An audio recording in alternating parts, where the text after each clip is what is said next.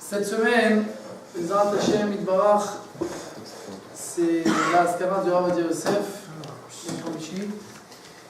et aujourd'hui on va essayer de parler de ce géant. C'est très difficile.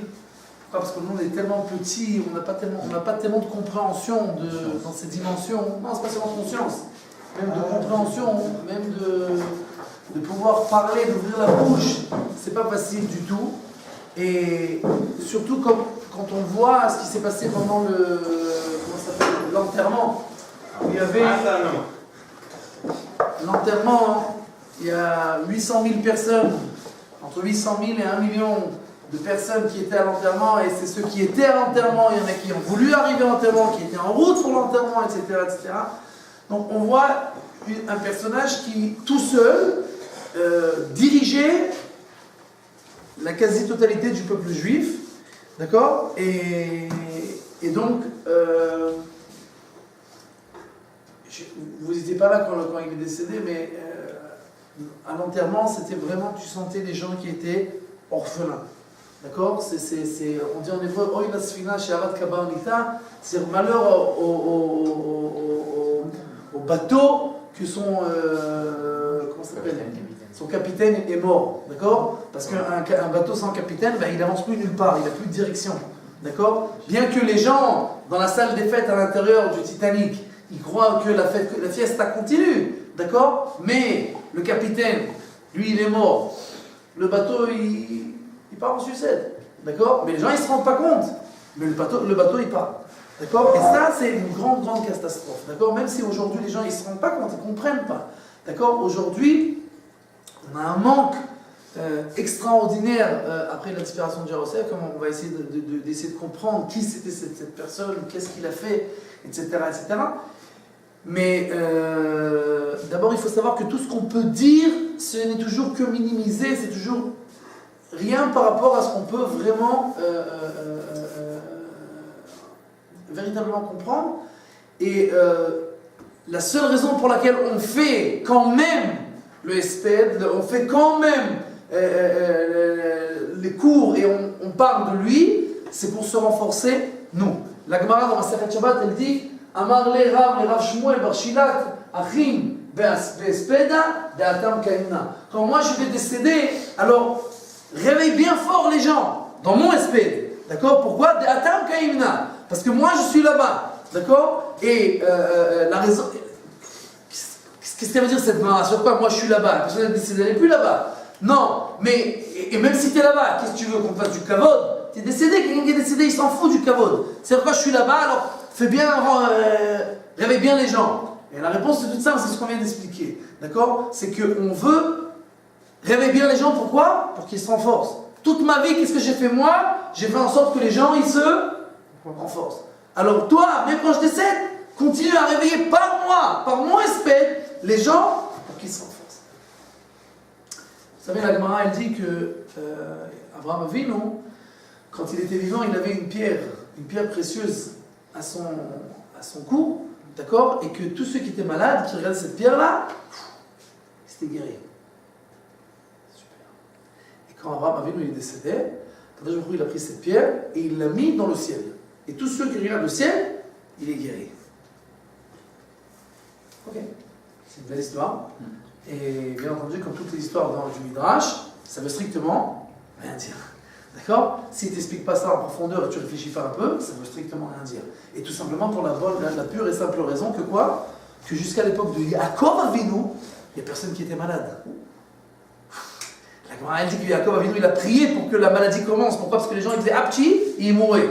Et alors, ils n'avaient pas le temps de se préparer, de faire leur testament, de prévenir la femme, les enfants, etc., de faire des recommandations. Ils n'avaient le temps de rien. Donc Yaakov, il a prié et il était le premier malade. Iné avicha cholé. On dit à Yosef, voilà ton père est malade. Alors Rav Kadosh il dit, pourquoi il écrit Iné avicha cholé? Voilà. À chaque fois que c'est une première, il y a écrit dans la Torah Iné. Donc Yaakov, c'était le premier malade. Donc qu'est-ce qu'il raconte le Midrash? Que tous les gens qui étaient malades, ils regardaient Abraham Avinu, ils étaient guéris. Bah ouais, mais il n'y a personne qui était malade. D'accord? Et deuxièmement, je ne sais pas si vous êtes au courant, mais il y a plein de gens qui regardent le ciel et il y a quand même plein de gens qui sont malades. Alors, Ça veut dire quoi de regarder le ciel et qu'on guérit? La réponse se trouve dans Tehillim, où on dit Arofé lechol tachalouaich, asoleach lechol avonaich, arofé lechol tachalouaich. D'accord? Il y a deux sortes de mots, de maladies. Asoleach lechol avonaich, arofé lechol tachalouaich. Qu'il guérit toutes tes maladies. Arofé lechol tachalouaich. Asoleach lechol, et il pardonne toutes tes fautes. Donc en fait, il y a deux sortes de maladies. Il y a les maladies physiques et il y a les maladies spirituelles. D'accord? Donc, quand quelqu'un il fait des fautes, il est loin de Dieu, il est malade. Maintenant, dites-moi, à l'époque d'Abraham Avinu, qui c'est qui était proche de Dieu? Que Abraham Avinu et les gens à qui il parlait. Et il convainquait les gens. Maintenant, comment on dit en hébreu quelqu'un qui parle très bien, qui arrive à convaincre les gens? Un orateur. P, Mefik, Margaliot. D'accord? Quand quelqu'un parle très bien, on dit ça en hébreu, P, Mefik, Margaliot. Sa bouche, elle jette des diamants. Elle jette des pierres précieuses. Donc Abraham Avinu, il avait une pierre précieuse attachée au cou. C'est-à-dire que à chaque fois qu'il ouvrait la bouche pour parler, P, Mefik, Margaliot. Et tous ceux qui le regardaient, guérissaient. Qu'est-ce qui guérissait? Pas physiquement. Physiquement, personne n'était malade. Mais les gens étaient tous malades, spirituellement. Et donc, Abraham Avinu, il les guérissait. D'accord? Et, après qu'il est décédé, Dieu, il a mis ça dans le ciel. C'est-à-dire quoi? Il y a plein de gens qui regardent le ciel. Oui, mais ils regardent sans regarder. Pourquoi? Qu'est-ce qu'il y a écrit? C'est où marom menechem ou mi barael. Ça veut dire quoi? Levez les yeux au ciel et voyez, si vous faites bien attention, vous allez arriver à la conclusion très rapidement qu'il y a un créateur. Donc le ciel, la création elle-même, elle témoigne sur le créateur. Pourquoi il y avait 1 million de personnes à l'enterrement du Rav Yosef? Tout simplement. Parce que toute sa vie, il passait d'un endroit à l'autre, d'un endroit à l'autre, d'un endroit à l'autre, d'un endroit à l'autre. Pendant les Yamim Noraïm, il était en hélico tout le temps. Pourquoi? Parce que des fois, en une soirée, il allait à 4-5 endroits. Donc tout est à Israël. Donc il ne peut pas aller en voiture, et jamais il va y arriver. Donc il allait en hélicoptère. Un endroit, il parlait un quart d'heure, il renforçait tout le monde, etc. Il partait à un autre endroit, il renforçait tout le monde, un autre endroit, il renforçait tout le monde, un autre endroit. Et comme ça, des milliers et des milliers, des centaines de milliers de gens l'ont entendu, se sont renforcés par lui. Et les cours, au Amra, c'est quoi le Amra? Les gens s'aiment. Il racontait des choses, tu l'entends, même un imbécile, il comprend ce qu'il dit.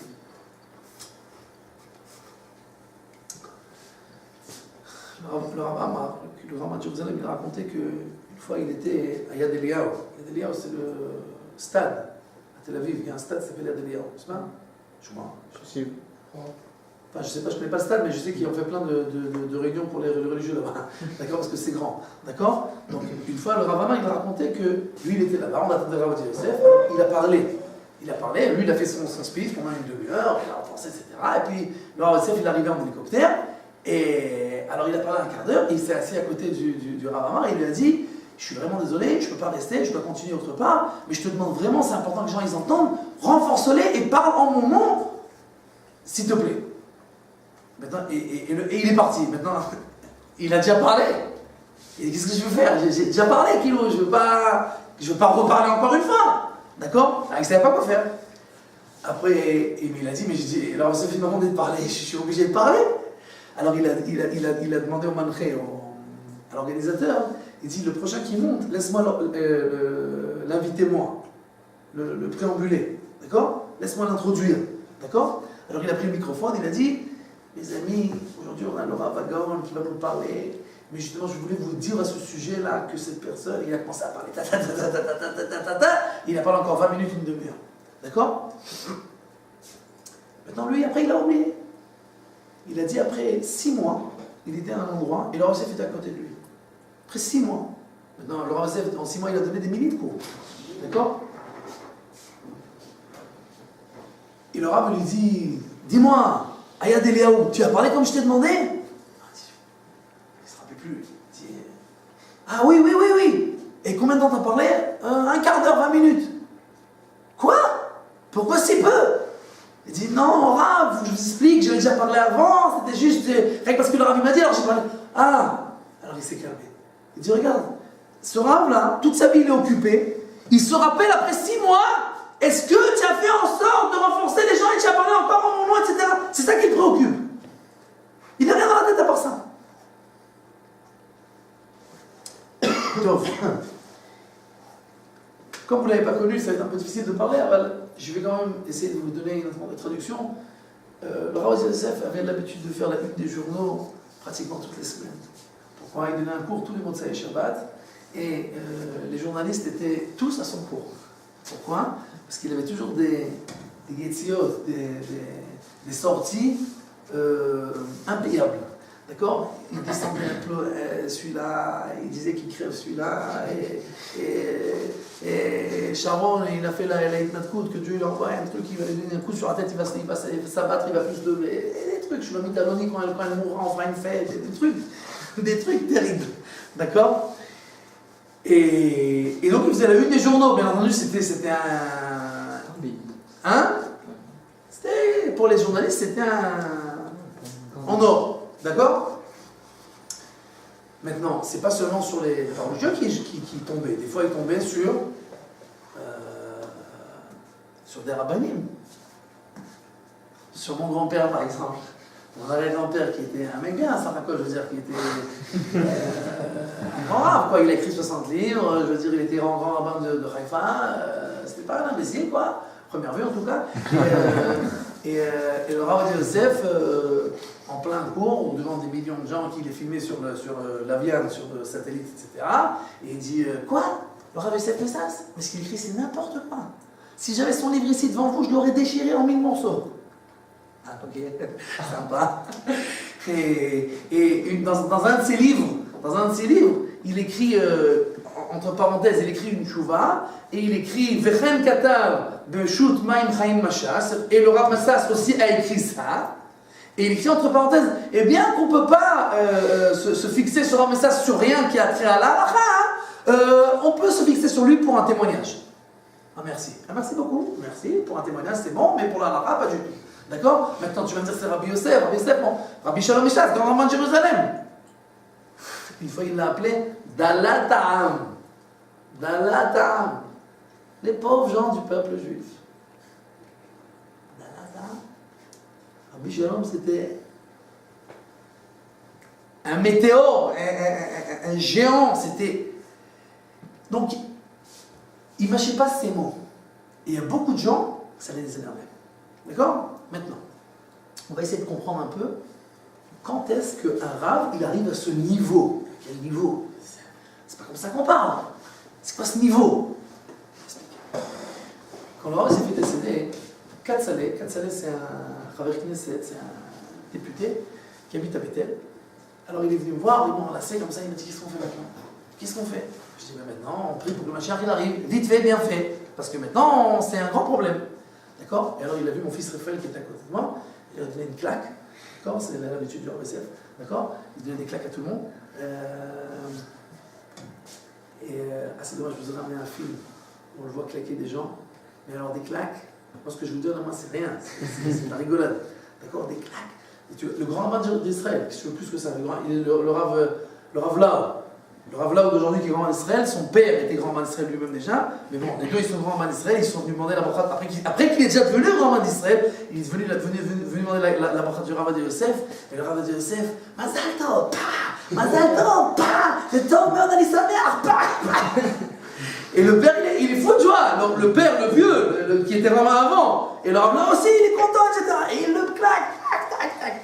Alors le Katzalé il donne une claque à mon fils, et il lui dit, maintenant, toi, tu dois apprendre beaucoup de Torah. Comme ça, tu ne deviendras pas comme les rabbanim nachnachim qu'on a chez nous. Nachnachim, ça veut dire des serpillères. Il ne faut pas que tu sois un rabbin serpillère. Le rabbin Yosef, lui, il était takif, il était impitoyable. D'accord? Il était virulent. Alors toi, tu dois étudier pour être grand comme lui et pour ne pas être un rabbin nachnach. Qu'est-ce que ça veut dire? Qu'est-ce qu'il a dit, Katzalé? Quand on réfléchit, Katzalé, c'est son nom. Ah, c'est le nom du député. Il s'appelle Katz, Yaakov Katz. D'accord? Tout le monde l'appelle Katzalé. D'accord? dire par là? Qu'est-ce qu'il veut dire par là? Vous savez, quand moi j'étudiais la Rabbanout, alors dans le Shulchan Aruch, il y a, dans Yoreh De'ah, il y a le Shulchan Aruch, et il y a le Shach, et il y a le Taz. C'est les deux grands commentateurs sur Yoreh De'ah. D'accord? Yoreh De'ah, Shach, Taz. Taz, ça veut dire des Taz Touré Zahav, les colonnes d'or. C'est comme ça qu'ils appellent son pirouche. Et lui, c'est Shach. Sifte Cohen. La bouche du Cohen, il était Shabtai Cohen, il s'appelait. D'accord? Donc il lui a écrit Touré Zahav. C'est-à-dire deux pirouchis. D'un seul côté, là, il y a un petit commentateur qui s'appelle Nekudot HaKesef, les points d'argent. C'est quoi les points d'argent?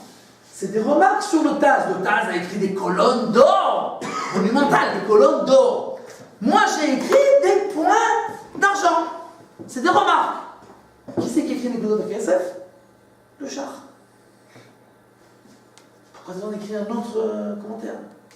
Et qu'est-ce qu'il fait dans Nekudot HaKesef? Ces points d'argent, eh ben, il laisse pas une pierre sur une pierre de ce qu'il a écrit le Taz. Il défonce le Taz. Mais il défonce, c'est genre, je me demande si cette personne a déjà ouvert un livre et qui comprend ce qu'il écrit, ou peut-être qu'il est en train de rêver quand il a écrit ça, et des phrases, mais alors, tu dis c'est pas possible.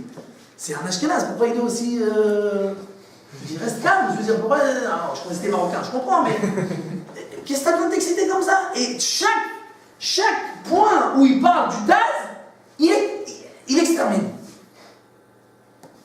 Alors une fois, je suis parti voir le Rav Engort. Ouais. Je suis voir le Rav Engort, je lui dis, mais dis-moi, Rav, pourquoi il le défonce comme ça? Je veux dire, en plus, il a fait un commentaire spécial. Tu le rentres dans le char. Tu as fait un commentaire, tu écris des remarques. Ça va, ok. Non, mais tu fais un commentaire spécialement pour l'éclater. Je veux dire, c'est quoi le truc? Il m'a dit, va ouvrir l'introduction du char. Ce qu'il a écrit dans son introduction. Mais pas le char, l'introduction du Nekudot HaKesef. Ce qu'il a écrit sur l'introduction. Qu'est-ce qu'il écrit là-bas? Il écrit là-bas. Il ne croit certainement pas que moi j'ai quelque chose contre le Taz. Le Taz, Rabbi David Alevi il s'appelle, je le respecte extraordinairement. Une fois il est venu chez nous, et je lui ai fait un kavod melachim, et je l'ai mis au Mizrach, et je l'ai amené chez moi, et je lui ai fait un respect comme un roi, etc. Mais, la Torah, c'est la Torah. La halakha, c'est la halakha. Et si je pense que ce qu'il dit c'est pas bien, alors je vais le dire haut et fort. C'est-à-dire que pour écrire comme le Shach il écrit, il faut être un géant. Le Shach il écrivait, la Torah entière passait sous sa main. D'accord? Le Rav Yosef c'est la même chose. Quand on arrive à un niveau de connaissance où tout est devant toi, tout tu connais, d'accord? Alors, tu fais plus de quartier. Il y a des rabbanim, oui, écoute, on peut dire comme ça, Il y en a qui disent, bon, tu fais ce que tu veux avec ça. Pourquoi? Ben, tout simplement parce que tu sais pas. Si tu sais, tu tranches, tu sais comme ça et pas autrement. Zéro. Et ils se disent, ouais, mais il y en a qui. Non, c'est n'importe quoi ce qu'il dit, c'est n'importe quoi. Mais c'est un rave, je m'en fous. Ce que je te dis, ça c'est la vérité, ce qu'il dit, c'est n'importe quoi. Zéro. Mais pour dire une chose pareille avec tellement de virulence, il faut être sûr de toi, il faut savoir que tu as le monde entier derrière toi. Le Rav Yosef, quand il faisait un psak halakha, c'est pas compliqué, il ramenait avec lui 500 décisionnaires. Ben, va discuter maintenant. Même si tu as tous les arguments du monde. Il te dit, ouais, c'est intéressant. Ouais, mais comme moi, il y a celui-là, qui disent que j'ai raison.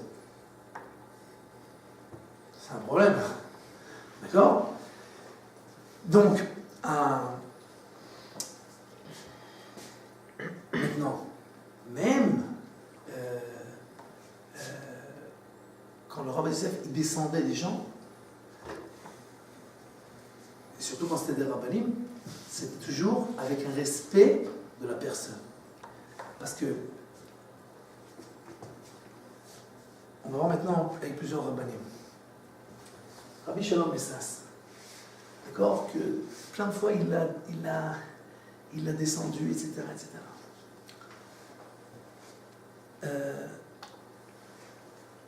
Ça c'est Rabbi Shalom. Ça c'est Rabbi Shalom. D'accord? Regardez cet amour. Ensemble. Le Rav de Paris. Non, mais son fils. Son fils était le Rav de Paris. D'accord, Rabbi David Bessas. D'accord, c'est son fils. C'est Zatzal, ils sont tous les deux décédés. D'accord? Mais c'est votre famille, non? Lui, c'est mon oncle.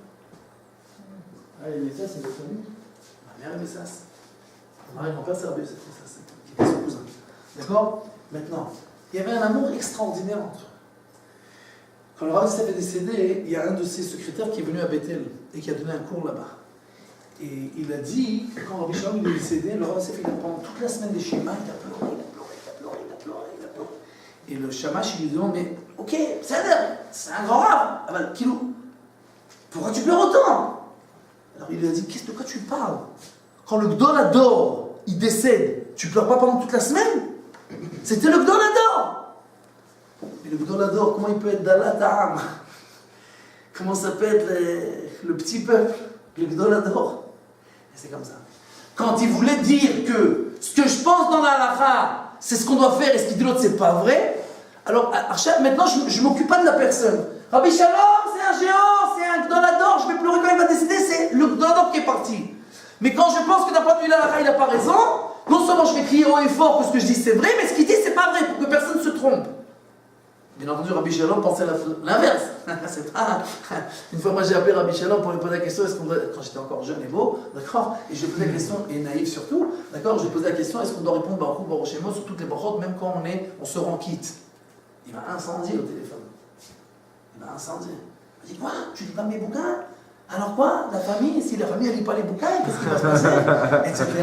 Il me dit, tu n'as pas vu que le Rav il a écrit? Il m'a écrit 3 réponses, et je lui ai écrit 3 réponses, à la fin il s'est fatigué, c'est moi qui ai eu raison. D'accord? D'accord? C'est pas que le Rav il a accepté, hein, ne rêvez pas, il n'a pas du tout accepté. Mais il s'est fatigué. Et lui il a dit, ah c'est moi qui ai raison, c'est fini. D'accord? Il faut dire Baruch Hu, donc, encore une fois, c'est justement une machloket qui est les Shem Shemaim. Ça n'a rien à voir avec quelque chose de personnel. C'est vrai qu'il aurait pu, le Rav Yosef, peut-être dire d'une manière comme ça. Mais c'est pas la question maintenant. La question c'est de comprendre pourquoi il a fait ça. Et la compréhension c'est qu'il veut que les gens sachent ce que j'ai dit c'est la halakha, ce qu'il y a de l'autre c'est pas la halakha. On peut discuter sur la manière, mais c'était rien de personnel. La même chose avec son fils, Rabbi Yaakov Yosef, qui est décédé avant lui, à l'âge de 60 et quelques, qui était un géant. Et Yaakov de qui? Le fils de Rabbi Yosef. C'est lui, Yaakov. Non, c'est son petit frère. C'est Yosef, celui qui est roi d'Israël aujourd'hui. D'accord, c'est une bonne chose. Rabbi Yitzhak Yosef. C'est tous, ils sont tous des Rabbanim Rashid. Tous ses enfants. Il a eu un mérite de Rabbi Yosef, c'est quelque chose d'extraordinaire. Tous ses enfants, c'est des Rabbanim, ils ont écrit des bouquins, tous. D'accord? Rabbi Yosef, il y avait une grande marloquette entre lui et son père. Ils avaient une marloquette sur les shtachim, est-ce qu'on doit rendre les shtachim pour faire la paix, etc. Et Rabbi Yosef, il était autonome. Rav qui? Yaakov Yosef. C'était le Bechor du Rav Yosef. D'accord? Tous les autres enfants du Rav Yosef, en général, c'était la continuité. Ce qu'il a dit papa, on dit la même chose, on continue, etc. Rav Yosef, lui, c'était autonome. Je dis ce que je pense, j'ai étudié, je suis arrivé à la conclusion, je ne suis pas d'accord, il disait. Il y avait une grande marloquette. Et il y a beaucoup de gens qui pensaient que c'était devenu quoi? Personnel. Qui se détestaient, etc. Rav Yosef était malade. Vous allez voir, Rav Yosef qui vient bénir son fils. C'est terrible.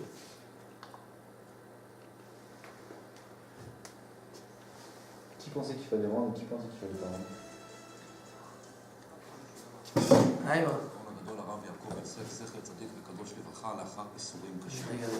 יש פה איזה בעיה פה.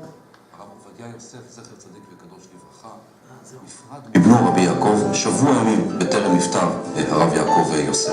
הפרידה הזו הייתה קשה, רוויה בבכי. אנחנו לראשונה מראים עכשיו את הרגעים המרטיטים הללו של פרידה מאב לבנו. הנה הקטע שמביא ישי פה.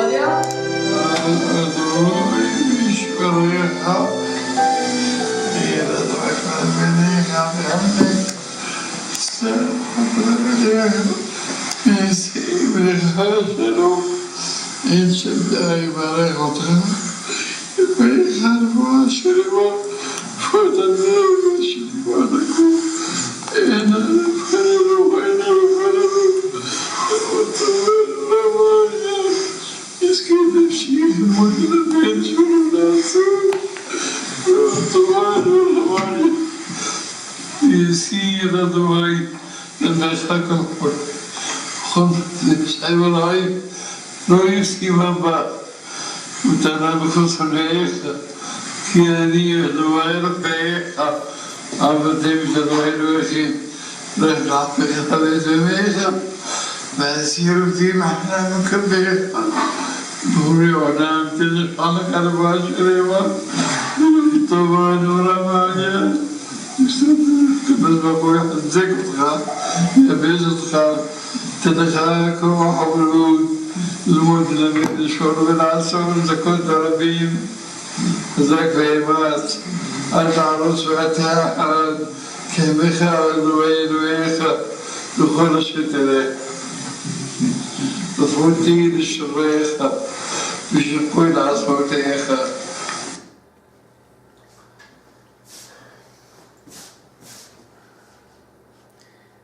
Il est décédé une semaine après. Ça peut marcher. Qu'est-ce qui n'a pas marché? Il savait son père que c'était la fin, c'était pas un secret. Et donc on voit, tu vois un père qui est brisé en 1000 morceaux, d'accord? Et bon, tu peux dire, il est déjà âgé, bon, il a 60 et quelques, il a une grande famille, etc. Et puis on n'est pas en frontal, tu vois? Ah putain, ça n'a rien à voir. D'accord? Il y a une marloquette dans la halakha, ça n'a rien à voir entre les rapports personnels. Mon fils, c'est mon fils, le Rav, c'est le Rav, les Talmidim, c'est les Talmidim, mais tout ça, ça n'a rien à voir avec le personnel. Le Rav Kook, il y a beaucoup de gens qui sont Haridim qui disent que tous les Rabbanim, ils sont contre le Rav Kook. Et c'est devenu quelque chose de personnel. Le Rav Kook, c'est un rachat. Ça n'a rien à voir. On n'est pas d'accord avec des hashkafot du Rav Kook. Mais le Rav Kook, est-ce que c'est personnel? Qu'est-ce qu'il pensait le Rav Odessi du Rav Kook? Alors, un neveu, un petit schnappant, il l'a filmé sans lui poser la question. Vous allez voir, il est en train de filmer sans qu'il le sache. D'accord? Il lui pose la question, qu'est-ce que tu penses du Rav Kook? Donc il a mis la caméra, pour pas que le grand-père y voit. Et quoi, il savait vraiment pas? Non, il voyait rien, tu crois, il était occupé en série. Shalom, ça va. Alors? Ça, son neveu. Ça va. יש אחד, קוראים לו אברהם חזן. קוראים לו אברהם חזן. עשה ספר, קוראים לו ספר דת הציונות. הספר הזה כולו מלא נגד הרב קוק. כותב על הרב קוק ציטוטים של כל מיני רבנים נגדו, מסית נגדו. מה, הרב קוק היה אדם גדול? אני ודאי אסור לדבר עליו. אז אני עשיתי, יש צדיק בסדר העולם. חבר לצדקה. אמר לי פעם, הערת פולחר עליו, הוא היה עם שמחת תורה, והיה רוקד ממלאך השם צבאות, מלאך השם צבאות. הוא לא היה מהמזרחי, מאיזה, היה... Le Rav de Tzadka, il m'a dit une fois, le Rav Kook, Malach Hashem Tzvakot, c'est un ange qui est descendu du ciel, d'accord? Et le Rav de Tzadka, c'était pas un sioniste, un truc comme ça. Mais il a dit, le Rav Kook, c'était Malach Hashem Tzvakot. Alors il dit, alors c'était un grand? Non, c'était pas un grand, c'était Malach Hashem Tzvakot, il lui dit. חכם יוסף ידיד היה מאוד נגדו. הוא כל הזמן, ידע, סבא, אני עשיתי באינטרנט, לא כל מה שאומר, כמה שידיד שלכם, באתר שלי, מישהו שאל אותי על הספר הזה, ועניתי שהספר הזה אסור לקרוא אותו, כי זה, אפיקורסות זה זלזול בתלמיד חכם. וכעסו עליי מאוד שכתבתי ככה, כאילו גם סבא חושב ככה. אני חושב, הרב קוק היה מלאך השם צבאות. וצדקתי שמחיתי על הכבוד שלו? צדקתי שמחיתי על הכבוד שלו? זה מחית. הייתי צריך למחות? תלוי איך מחית, אני לא יודע. לא ראיתי מה שכתבת. אבל אני אומר לך, הרב קוק היה מלאך השם צבאות. כתבתי שהוא היה אדם גדול, צדקתי? על הגדול שלו, די. כך כתבתי, בשום מלאך השם גדול, מלאך השם צבאות. מלאך השם צבאות. בשמיים. לא, הבא סלו. Il a dit, moi, j'ai écrit que le Rav Kook c'était un grand homme. Il dit un grand homme, ça c'est barour, c'est pas shoot. C'était malin Hachem Tzfakot, il répète plusieurs fois, malin Tzfakot. Maintenant, le Rav Kook, le Rav Yosef aussi, il y a des trucs qui n'étaient pas d'accord avec le Rav Kook, sur la Shkafa, etc. Mais c'est encore une fois, ça n'a rien à voir avec personnalité. La même chose. On parle de quelqu'un qui a écrit un livre contre le Rav Kook, pas du tout. Bien. La même chose. Mon arrière-grand-père, Rabbi Yosef Messas. D'accord? Rabbi Yosef Messas, qui était déjà très âgé quand lui est devenu grand rabbin d'Israël. Alors, quand le Rav Yosef est devenu grand rabbin d'Israël, il est venu chez mon arrière-grand-père pour lui demander. Il a fait un tour en Israël, il est arrivé à Haïfa, donc il est venu voir le grand rabbin de Haïfa, c'était mon arrière-grand-père qui était beaucoup plus âgé que lui. Et donc, ils ont fait un kavod l'un à l'autre, quelque chose d'extraordinaire. D'accord? Et quand ils sont venus, maintenant il s'appelle Yosef Messas, et lui on va dire Yosef. Donc les deux c'est Yosef. D'accord? Donc ils sont rentrés, alors la rabbinite elle a amené des gâteaux, etc. Et donc chacun a commencé à faire du kavod à l'autre, qui c'est qui va faire la bracha, etc. Alors lui il a dit, là c'est Rav Yosef tout à gauche. Là c'est Rav Yosef quand il était jeune. D'accord? Donc il lui dit, il a dit à lui, Kvodo Yatril, toi tu commences. Il dit pourquoi? Yosef Varanashim ou Beta Yosef. C'est un pasouk. Les gens étaient amenés à la maison de Yosef. Donc toi tu es le Balabay. Alors il a dit, Yosef wa Mashbir lechol haaretz. Mais Yosef c'est le grand rabbin d'Israël. Et ils ont commencé à penser des psukim avec Yosef. Ils ne sont pas arrêtés. Ils ne voulaient pas. Et alors à la fin il a dit, Im Yosfim anachnu. C'est un jeu de mots parce que Yosfim, ça veut dire Yosef au pluriel. Ça veut dire si on continue comme ça, on va rien manger. D'accord? Alors Im Yosfim anachnu. On ne va jamais s'en sortir. Et j'étais moi chez le Rav Yitzhak Yosef il y a quelques temps de cela, et il m'a dit, mon père aimait énormément ton arrière-grand-père. Énormément. D'accord? Et maintenant, il y a Biyomer et Lekyud, le Rav Yosef il a écrit 2 Kuntresim. Un sur le Rav Ben Ishraï et un sur Rav Messas. Qu'est-ce qu'il écrit sur Rav Messas? C'est un illettré qui ne sait rien du tout. Qu'est-ce qu'il écrit sur Rav Messas? Mais là, la manière de parler de Rav Yosef était très virulente, et ça encore une fois, ça n'a rien. Ça c'était sur le tombeau de Rabbi Shalom, d'accord? Et donc on voit que le Rav Yosef était maintenant, et avec tout ça, qui se sentait comme quelqu'un qui a les épaules très larges et qui peut dire l'autre il a tort et moi j'ai raison, il était encore avec une humilité extraordinaire. Vous allez voir un kétan, celui qui ne pleure pas à la fin de ce kétan, c'est-à-dire qu'il ne comprend pas l'hébreu tout simplement, d'accord? Et c'est un kétan, on va essayer de le commencer pour partager. Hein? Un kétan, c'est un passage. On va voir le Rav Pinchas Scheinberg. Le Rav Pinchas Scheinberg était le Rosh Yeshiva de Torah Or. Il avait 100 et quelques années, d'accord? Qu'il est venu voir le Rav faire des cours Nichum Avelim au Rav Yosef qui a perdu son frère. Et le Rav Yosef il pleure parce qu'il a mal au dos.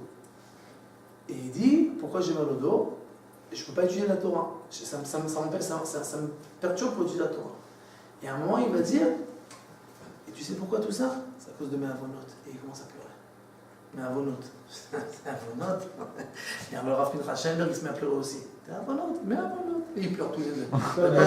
Hein? Mes fautes, mes avérotes. D'accord? Et alors, moi, quand je vois ça, je dis, si eux, ils pleurent sur leur faute, je dois m'enterrer tout de suite. Je crois qu'il s'appelait pas Rav Yosef Ovadia. Ils ont changé. Il s'appelait pas du tout ni Yosef ni Ovadia. Ouais, il s'appelait. Qui sont Ovadia, c'était son. C'était son nom.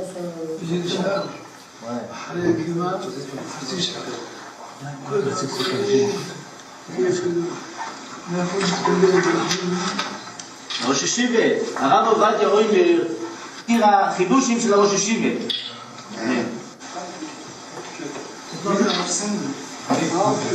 אל תבכה, pleure pas. אני אפגור כאן, יצאים לעזור. Il dit à tibke, lui il se met à pleurer. שם לעזור. אני בוכה על העברות שלי. Il est fin comme ça, il a 70 petites. אין סתירים בלעם. אין איסורים הרב עובדיה רואים שהוא בויכה. בצער.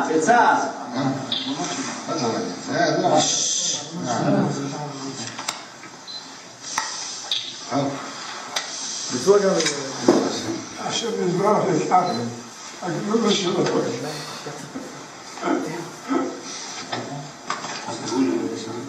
Oui.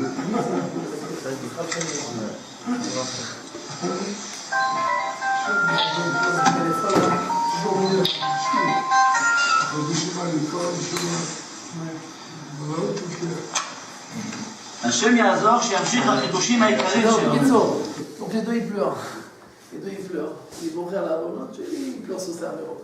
Donc, tu vois quelqu'un que, avec toute sa grandeur, avec tout le fait qu'il pensait que ce qu'il disait dans la Lara, il est arrivé à la conclusion, etc., ça ne venait pas d'un endroit de gava, d'un endroit d'orgueil, mais c'était tout simplement d'un point de vue du émet de la Torah. Zéro. C'est un? Ok. ממזכה הרבים.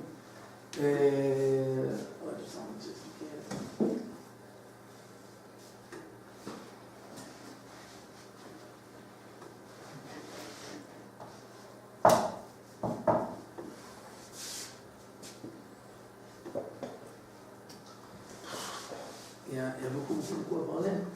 Je ne sais pas quoi vous dire.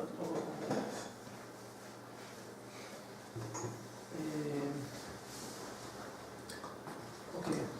Quand il était à Tel Aviv, une fois à l'enterrement, quelqu'un qui était un élève de Rav Yosef qui était dans le bus, il était assis à côté d'un dayan, comme ça, un mec avec un chapeau, et un redingote, etc. Et il lui dit, il commence à parler, et le dayan, il lui dit, tu sais, moi je suis dayan. Il dit, bon, ok, c'est bien. Il dit, mais je dois tout au Rav Yosef. Toute ma vie, je lui dois. Il dit, ah bon, pourquoi? Il dit, Rav Yosef, quand il était à Tel Aviv, moi j'étais chilonien, j'étais pas religieux. Hein? C'est bon. Et on jouait au foot Shabbat. Il y avait un terrain de foot juste à côté de la synagogue du Rav Yosef. Et on jouait au foot. Et une fois, à la sortie de la Sina, quand le Rav Yosef il sort avec les gens, etc., et on a tiré un ballon qui est sorti du terrain, et qui est parti, qui a envoyé le chapeau du Rav Yosef balader. D'accord? Et le Rav Yosef, il a dit, qui c'est qui a jeté le ballon? Personne n'a répondu. Alors il est venu me voir et il m'a dit, où il est ton père? Alors je lui ai dit, j'ai pas de père. C'est un mensonge. D'accord? Il a dit, j'étais un voyou et un insolent. Je lui ai dit, j'ai pas de père. Il dit, t'as pas de père? Tu veux venir manger chez moi le tchoum de ma femme? Quelque chose d'extraordinaire. Je lui ai dit, on n'est pas gratuit. Je t'en fous, pas de problème. Je viens. Il est venu. Après qu'il a mangé, il a dit, tu veux peut-être te reposer? J'ai dit la vérité, après un foot et un bon... Donc je suis vraiment un peu claqué, ouais, ça me fait le mal. Il est parti lui-même, il m'a arrangé le lit, etc. Je me suis levé, il m'a demandé, qu'est-ce que tu veux faire maintenant? Je lui ai dit, je vais aller au ciné. Mal, d'accord? Le ciné, d'accord?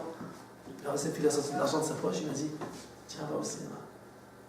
Mais à partir de maintenant, je veux que tu viennes toutes les semaines étudier chez moi. Et il venait toutes les semaines. Jusqu'à qu'il a appris, il a étudié, etc. Et il est devenu, à la fin, dayan. La femme du Rav Yosef, elle a dit qu'elle priait. Le fils du Rav Yosef, il a dit que son père, il ne le voyait jamais. Pourquoi? Ils étaient plusieurs enfants. Parce qu'il était tout le temps avec un livre, tout le temps. Ils n'avaient pas d'argent, ils étaient pauvres. D'accord? Et donc, il y avait un bol avec de la semoule, de la daïsa, pour les enfants, quoi. D'accord? Et le Rav Yosef était en train d'étudier. Et il mettait dans la bouche des enfants comme ça, l'un après l'autre. Il n'y avait pas des assiettes, des cuillères, etc. C'était la pauvreté la plus totale. Et donc lui, il devait s'occuper des enfants, tu vois pas. Mais il ne regardait même pas. D'accord? Il était dans le dos libre, et il mettait la bouche dans la bouche de l'un, dans la bouche de l'autre, dans la bouche de l'autre, et il continuait à étudier. Et la femme d'Arsène, elle a dit, elle priait. Elle priait pourquoi? Pour que des amis des enfants viennent à la maison. Pourquoi? Parce que dès qu'il y avait un jeune qui rentrait, il fermait le livre, il commençait à lui parler, à l'influencer, à lui expliquer, etc. Et alors, il était avec ses enfants, et il leur parlait ensemble, etc., etc. Donc c'était sa prière. Et donc, tous les jeunes du quartier étaient chez lui. Tout le temps. Et comme je vous ai dit, il était tout le temps en train de quoi? De se promener d'un endroit à l'autre. D'accord? Ça te mérite. Ça c'est en Égypte. D'accord? Il était avec tous les gens les plus simple, d'accord, il était proche. Même avec les jeunes, maintenant vous voyez, c'est les grands rabbins d'Israël, etc. Il est encore vivant, c'est le grand Jérusalem, c'est le rabbin Chidron, d'accord. Mais même avec les jeunes, d'accord, il les aidait et il les soutenait, etc. Il donnait de l'importance à chaque chose. Une fois, il y a un jeune avrer qui reçoit un coup de fil. Il dit, qui c'est? Il dit, je suis secrétaire du Rav Yosef, je vais te parler. Quoi? Parce qu'il veut me parler? Il n'a pas compris, qu'est-ce qui se passe? Et alors, le Rav Yosef prend le téléphone, il dit, écoute, je viens de recevoir un livre que tu as écrit. Maintenant, il y a des milliers de livres qui sont écrits tous les jours. D'accord? Des milliers. D'accord? Et il dit, je viens de recevoir un livre que tu as écrit, je voulais te dire, c'est vraiment très bien, il faut continuer à écrire, c'est extraordinaire, c'est sur mon chemin, etc. C'est-à-dire que, il y avait...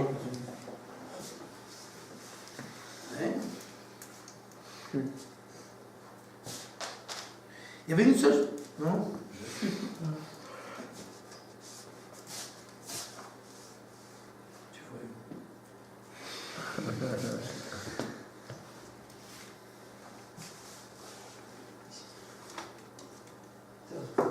Donc il y avait une seule chose qui l'intéressait, il était près des gens et il voulait influencer sur le peuple juif. C'était la chose qu'il a. Et il a dit, et lui, et le Rav Mordechai Eliyahu, les deux ils ont dit la même chose. Si on est arrivé à ce qu'on est arrivé, c'est pour une seule raison. Zikouya Rabim. Parce que toute notre vie, on n'a pas essayé de faire des cours extraordinaires, des yeshivot, de faire avec les doigts, des trucs compliqués, etc. On est parti chez le peuple, d'accord? Et on a influencé le peuple et on a enseigné au peuple, d'accord? Maintenant, ça venait,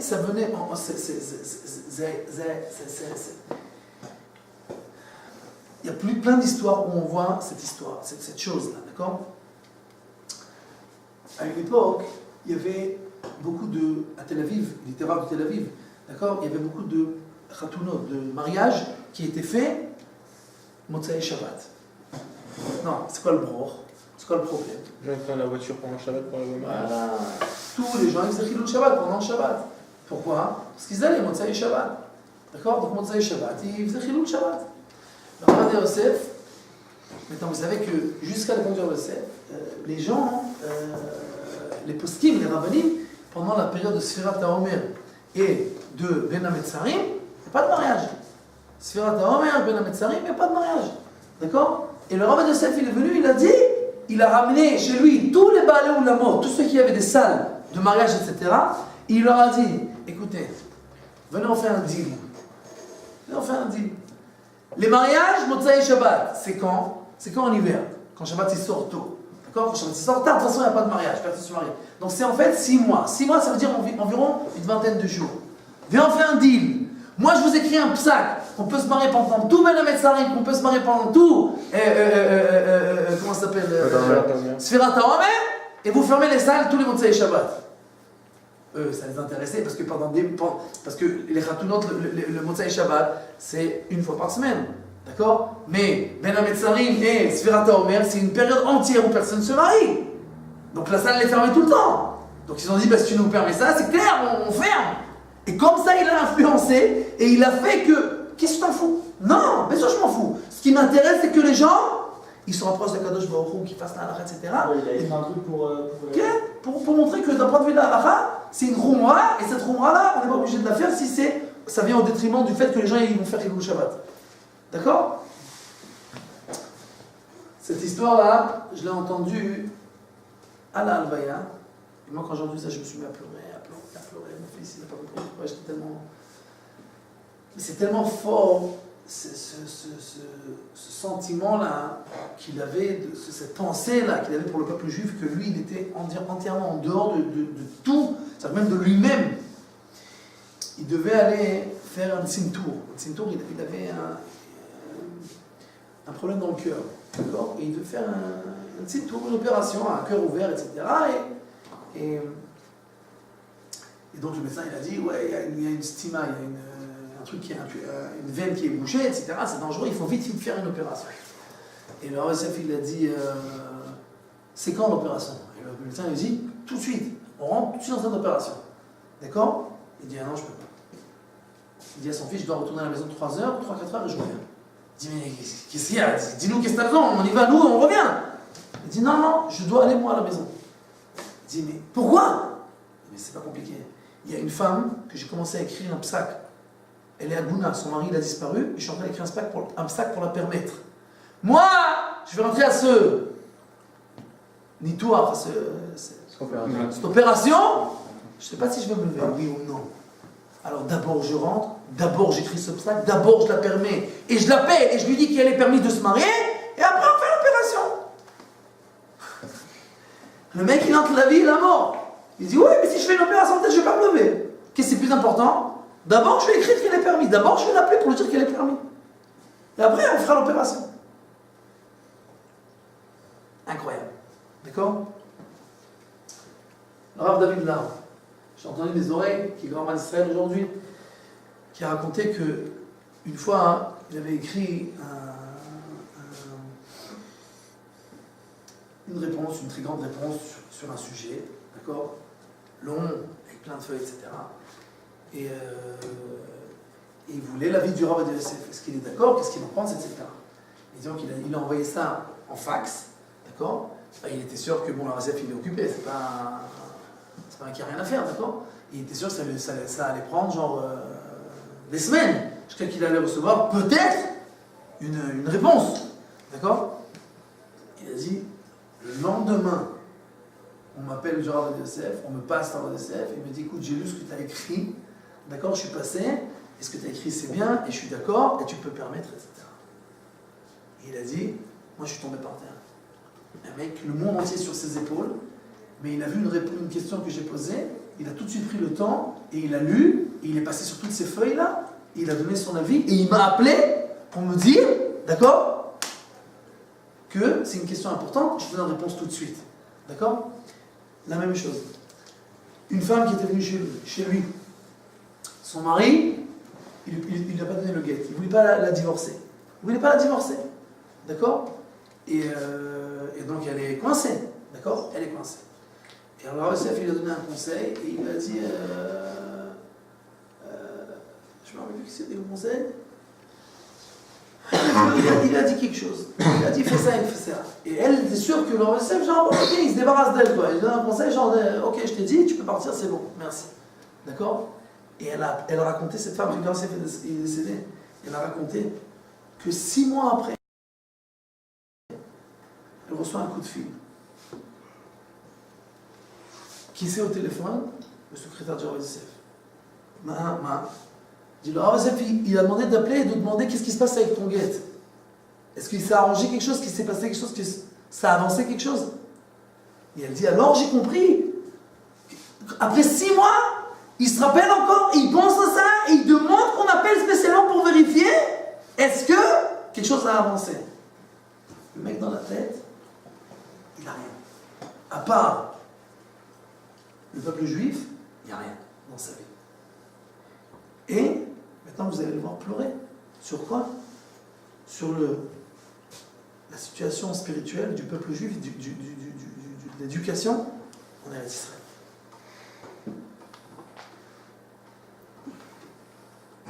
מוריי ורבותיי, היום היחיד במשנה שאני מוריד דמעות, אני אתפדה במחיות יום הכיפורים. כשאני עומד בדוי, אני ממרר בבכי. למה? מה כתוב שם בדוי? אחרי שחטאנו בדהב גלוי עריות, גנבנו, גזלנו, חנינו שבתות, אני עושה דברים האלה. איך אני עומד דברים כאלה? ביום נורא מביא שנה, נסתכל לפני הקדוש ברוך הוא, תגיד, אני גיליתי עריות, אני גנבתי, אני גזלתי, אני חלקתי שבתות, איך אני עומד דברים כאלה? רבותינו אומרים, וחשדו איש באחיו, שכל ישראל ערבים זה לזה, כואב ליבי עליהם, ילדי ישראל, שלומדים בבית הספר, לא לומדים תלמוד תורה. לא יודעים חלק מן החלב בתורה, לא יודעים מה זה שבת, לא יודעים בכלל מה זה שבת, מה זה מועד, מה זה מצוות, מה זה מעשים טובים, לא יודעים.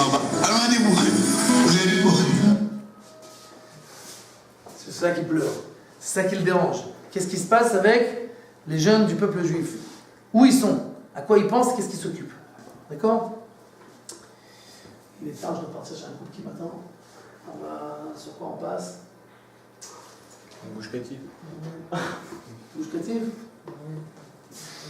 Non, le premier. Quoi, bouche cative? C'est le. Il chauffe il y a 10 ans que c'est fait. نحن نسعيد بسلام كذا الشعيب تبع مخا إسرائيل أمرون أخوه بالحيدين بالجوي تبع إسرائيل فتح فلسطيني ويرد الشعيب ويشيب مولي أنا عسي عشان شبراء إخوان الحيالين شلانو عائلتها مش بلاخ أبوتيرو كالمشيبة تورين برهان مساك في يعقوب بشيء شديد شمو ويبريخ بيشمر ليتربي عدول يقدر كرمين يتحيي اسمع قدر إسرائيل شمرة حمود كسبوا يشمروا تام يصيروا تام كل سلام سكان عسول بتهيل حيم طبيب وشلو لو تونين مرا اللي قالوا كرمين أولين بخوش عليهم بخلص فيهم يتفيدوا لفتهم لحاضر حبابت أبواب النبام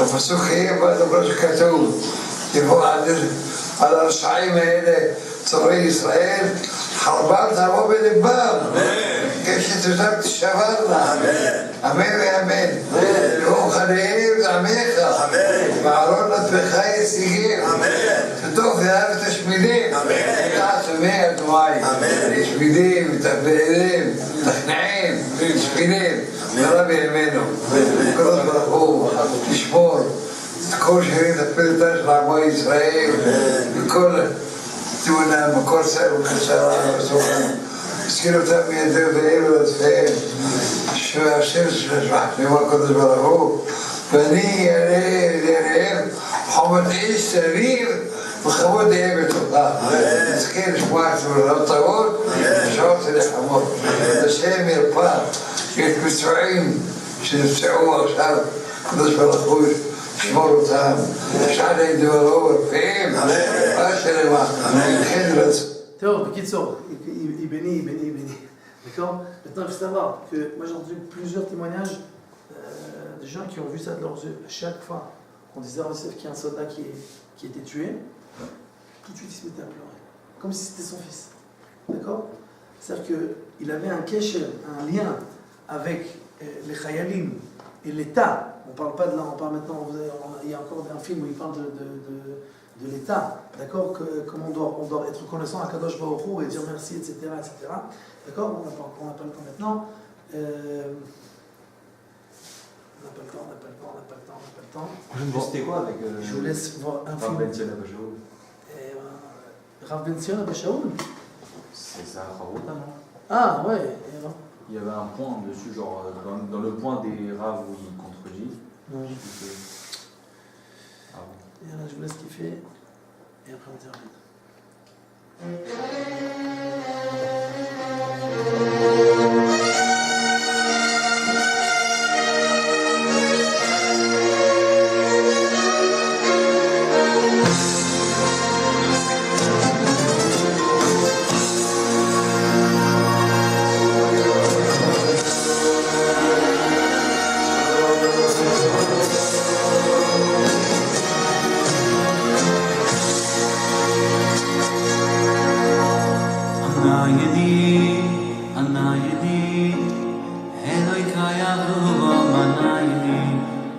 I'm not